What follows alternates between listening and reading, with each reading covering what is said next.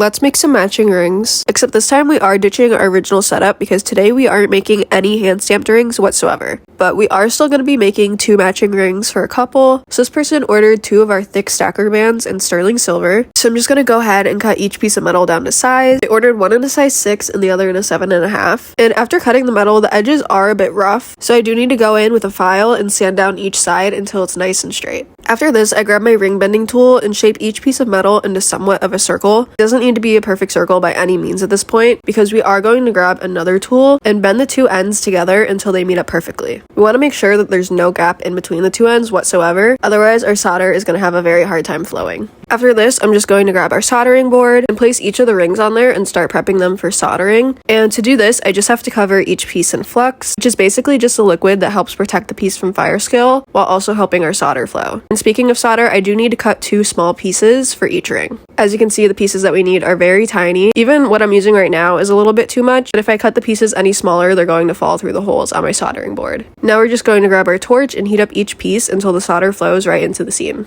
If you look closely enough, you could see exactly when it does flow. Next, I'm going to grab both of the rings with my tweezers and just quench them. That way they cool off completely and it could keep on working without getting burnt. After this, I'm going to put each ring onto the ring mandrel and hammer it out until it's a perfect circle just like this. Once I'm done hammering out the rings, they're going to go into what is called a pickling solution. This is also heated up to help speed up the process. This is just going to clean up our piece and get off the fire scale. After the pickling solution, I do file off any excess solder on both the inside and the outside of the ring. And now we need to sand both rings completely. We're going to use these sanding discs and we need to go through every single color starting with the dark green and work our way all the way up to the gray sanding disc, which is a 2000 grit. So I'm just switching out the pieces on my rotary tool, and then I'm going to fully sand down each ring. After this, they go into the jewelry tumbler. This is just to help really bring a shine to the rings while also getting out minor imperfections. This part is probably the easiest of the whole entire making process because the rings just get to tumble for like an hour and a half.